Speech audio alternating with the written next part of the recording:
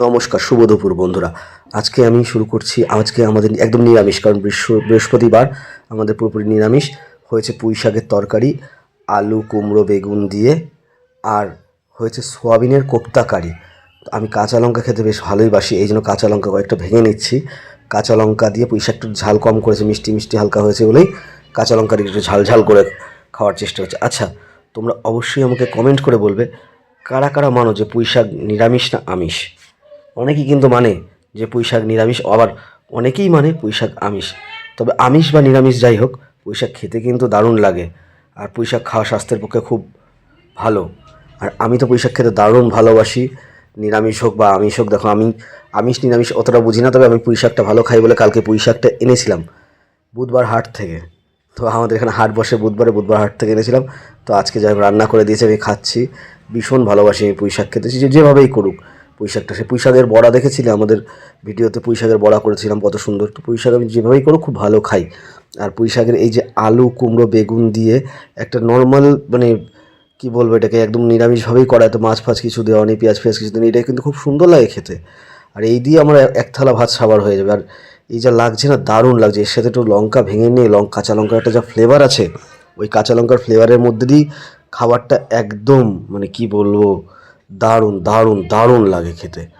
পুঁই শাকের সাথে কাঁচা লঙ্কা দিয়ে খেয়ে দেখবে, অবশ্যই কমেন্ট করে জানাবে যে দেখবে দারুণ লাগে খেতে। আর তোমরা কারা কারা খেয়েছো, আরেকটা দেখেছো বাটিতে রয়েছে, ওপরে দুটো কোফতা রাখা আছে, দেখো ভাতের ওপরে সোয়াবিনের কোফতা কারি আজকে যেটা রান্না হচ্ছে স্পেশালি, একদম পাতলা টেলটেলা কোফতা কারি। আচ্ছা, কোফতা কারি কারা কারা বানিয়েছো, কারা কারা খেয়েছো, অবশ্যই কমেন্টে জানাবে। আর যারা যারা বানাতে জানো না বা খাওনি, অবশ্যই আমি বলে দিচ্ছি, এবার দেখে শুনে নাও, তাহলেই বুঝে যাবে।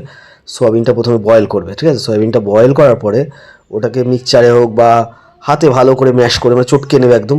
চটকে নেওয়ার পরে ওটার মধ্যে হালকা একটু জিরের গুঁড়ো, হালকা একটু ধনিয়ার গুঁড়ো, হালকা একটু নুন হলুদ আর কিছু পরিমাণ বেসন দেবে। বেসন না থাকলে একটু কর্নফ্লাওয়ার দেবে, দিয়ে ভালো করে চটকাবে। চটকে এই যে হাতের যেরকম, কেউ লম্বা খেলে লম্বা, কেউ চ্যাপটা খেলে গোল খেলে, যেরকম যার মনে হবে সেরকমভাবে বানিয়ে নিয়ে তেলের মধ্যে ফ্রাই করে নেবে। এপিট ওপিট ভালো করে কড়া করে ফ্রাই করে নেবে। আর এমনিতে কিন্তু সোয়াবিন প্রচণ্ড তেল টানে, কিন্তু এই কোফতা কারি বানাতে গেলে যখন ফ্রাই করবে একটুও তেল টানবে না, আর ভেতরটা একদম নরম সফট থাকবে। তো ওটা করে নেওয়ার পরে ভেজে তুলে নেবে। তারপরে এবার কারি যেমনভাবে সোয়াবিনের তরকারি বানাও সেরকমভাবে করতে পারো। এছাড়া কী করতে পারো বলো তো, একটু আদা জিরে বাটা দিয়ে, যেমনভাবে পনিরের তরকারি করা হয় অ্যাকচুয়ালি, ঠিক আছে? ঠিক পনিরের তরকারির মতো গ্রেভিটা বানাবে, ব্যাস। তার মধ্যে সয়াবিনের ওইগুলো যখন গরম হয়ে যায় তখন দেখো, আমার কাঁঠাল খাওয়ার কীর্তি দেখেছো, মানে আমার পাশে কাঁঠাল থাকবে না, আমার আর কিছু লাগে না। গ্রেভি ঢেলে দিয়েও আমি কাঁঠালের পেছনে লেগে পড়েছি। কাঁঠাল খেতে আমি কিন্তু ভীষণ ভালোবাসি। আর এবছর কাঁঠাল মনে হয় এটাই আমার লাস্ট হবে, আর কাঁঠাল এবছর খাওয়া হবে না, কারণ এরপর কাঁঠাল পাওয়া খুব চাপ হয়ে যাবে। আর এখনকার কাঁঠালগুলো না একটু টক টক টক টক হয়ে গেছে, মানে ঝাঁঝালো ঝাঁঝালো টাইপের। কাঁঠাল কিন্তু মিষ্টি থাকলেই ভালো লাগে, ঝাঁঝালো ভালো লাগে না। আর কাঁঠাল বাদ দিয়ে আবার আমি খেতে বসে বসে, আর সোয়াবিনের কোফতা কারি কিন্তু দারুণ লাগবে। তোমরা একবার বানিয়ে খেয়ে দেখবে বাড়িতে, বাড়িতে বানিয়ে খেয়ে কোফতা কারি আমাকে অবশ্যই কমেন্টে জানাবে যে কীরকম লেগেছে, ঠিক আছে? আর তোমরা কে কোথা থেকে দেখছো এই ভিডিওটা, অবশ্যই আমাকে কমেন্ট করবে। অনেক দিন পরে আজকে ভিডিও দিলাম, আগের ভিডিওগুলো আমার অনেক দূর দূর থেকে দেখেছে, তারা অবশ্যই কমেন্ট করেছে। তো আজকে আমি তাদের নাম নিতে পারছি না, কারণ তাদের নামগুলো আমি সেভ করে রাখিনি। আমি নেক্সট ভিডিওতে অবশ্যই তাদের নামগুলো নেবো। 6-7 জনের ওপরে কমেন্ট করেছিল, যারা কোথা থেকে দেখছে। কিছু কিছু মনে আছে, একজন কলকাতা থেকে বলেছিল, একজন হায়দ্রাবাদ থেকে ছিল, আচ্ছা, একজন ওই আন্দামান থেকে দেখেছিল, তিনি বলেছিল, আচ্ছা, আর একজন অসম থেকে বলেছিল দেখেছে, আর একজন আমার সেই ভূস্বর্গ কাশ্মীর থেকে দেখে বলেছে তাদের নাকি ওখানে আপেলের বাগান রয়েছে। তো সেও বাংলা কিছুটা বোঝে হয়তো, কিংবা কীভাবে দেখেছে আমার ভিডিওটা আমি বুঝতে পারছি না, যাই হোক তারা কমেন্ট করেছে আমার কাছে। তো ভিডিওতে তোমরা আমার ভিডিওগুলো কমেন্ট বক্সে গিয়ে অবশ্যই দেখতে পারো যে কারা কারা কমেন্ট করেছিল এগুলো।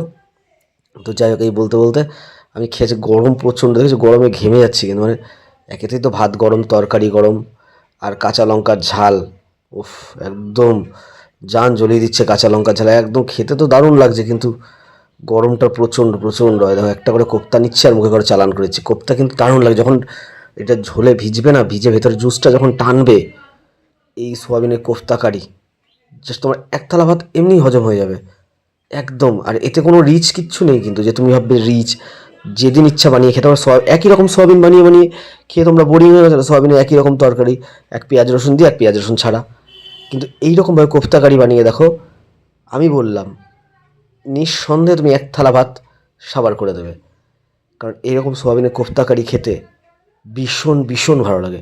আমার দেখো থালা চেটে পুটে পরিষ্কার করে একদম মেরে দিলাম, পেটে চালান করে দিলাম। আর ওই লঙ্কাটা কিন্তু খেতে পারলাম না, কারণ এত ঝাল লেগেছে না। আমার কাঁচা লঙ্কা খাওয়া ভালো, নিয়েছিলাম 4টে খাবো বলে, 4টে পারলাম না। এবার আবার প্রিয় জিনিসের পাল্লায় পড়লাম, কাঁঠাল। কাঁঠাল খেতে আমি ভীষণ ভালোবাসি। তবে কী জানো তো, আমি গলা কাঁঠালটা প্রচণ্ড পছন্দ করি। আর এই কাঁঠালটা না গলা না, খাজা। খাজা কাঁঠালটা না আমার অতটা ঠিক মানে মজা আসে না। মানে সে মুখে দাও চিবাও, মুখে দাও চিবাও। আর গলা কাঁঠালগুলো তো মুখে দাও টাপ করে একদম চালান হয়ে গেল পেটে। যাই হোক, তোমাদের সাথে কথা বলতে বলতে আজ এই পর্যন্ত। চলো টাটা।